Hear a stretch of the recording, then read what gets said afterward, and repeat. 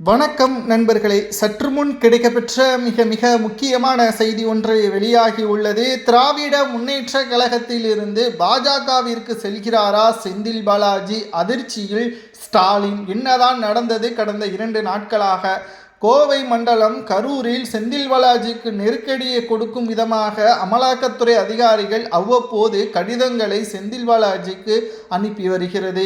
இதுவரைக்கும் செந்தில் பாலாஜி அவர்கள் ஊழலில் சம்பாதித்த அனைத்து பணங்களுமே பறிபோகக்கூடிய ஒரு நிலைமையும் உருவாகியுள்ளது. இதை கச்சிதமாக பாஜக பயன்படுத்தி எப்படியாவது திமுகவில் இருந்து பாஜகவிற்கு வந்துவிடுங்கள், உங்களை நாங்கள் பாதுகாத்துக் கொள்கிறோம் என்பதற்கேற்ப தற்பொழுது செந்தில் பாலாஜிக்கு ஒட்டுமொத்த தகவல் பரிமாற்றத்தையும் கொடுத்துள்ளது. 2 நடக்கும். ஒன்று, செந்தில் பாலாஜி சிறையில் அடைக்கப்படுவார். மற்றொன்று, செந்தில் பாலாஜி அவர்கள் திமுகவில் இருந்து விலக வேண்டும், அவர் பாஜகவில் இணையாவிட்டாலும் பரவாயில்லை, திமுகவில் இருந்து விலக வேண்டும் என்பதற்கேற்ப தகவல்களும் வெளியாகியுள்ளது.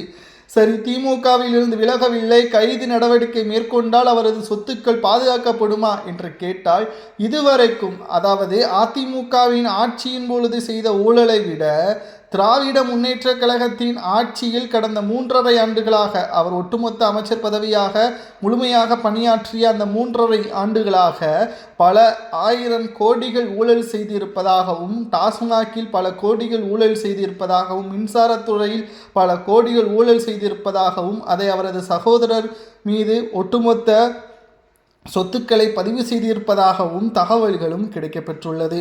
இந்த வழக்கில் சிக்கினால் அனைத்து விதமான நடவடிக்கைகளின் அடிப்படையில் ஒட்டுமொத்த சொத்துக்களும் குடும்பமே நடுத்தெருவில் நிற்பது போல் என்ற ஒரு பழமொழி இருக்கிறதல்லவா, அது செந்தில் பாலாஜிக்கு ஏற்படும். இதிலிருந்து அவர் தப்பிக்க வேண்டும் என்றால், இந்த வழக்கை கால நீடிப்பு செய்ய வேண்டும் என்றால், திமுகவில் இருந்து அவர் விலக வேண்டும் என்ற ஒரு டிமாண்டை தற்பொழுது பாஜகவினர்கள் கொடுத்துள்ளனர்.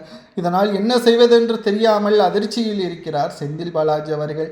சட்டசபை தேர்தலும் நடைபெறுவதற்கு இன்னும் 4 மாதங்கள் தான் இருக்கிறது. சரியாக நாம் சொல்ல வேண்டும் என்றால், தேர்தலுக்கு முன்பாக ஒரு சில மாதங்களிலேயே செந்தில் பாலாஜி அவர்கள் அமலாக்கத்துறை அதிகாரிகளால் கைது நடவடிக்கை மேற்கொள்ளப்படுவார். அப்படி நடந்தால் கைது நடவடிக்கை என்பது நிச்சயம் மிகப்பெரிய அளவிலான ஒரு மாற்றத்தை தமிழக அரசியலில் ஏற்படுத்தும். திராவிட முன்னேற்ற கழகத்தை பொறுத்தளவிற்கு மிகப்பெரிய ஒரு பதற்றமான சூழலும் உருவாகும் என்ற தகவலும் கிடைக்கப்பெற்றுள்ளது. 2026 சட்டசபை தேர்தலில் செந்தில் பாலாஜி அவர்களை பொறுத்தளவிற்கு மிகப்பெரிய ஒரு சிக்கலை தற்பொழுது அரசியல் வட்டாரத்தில் ஏற்பட்டுள்ளது.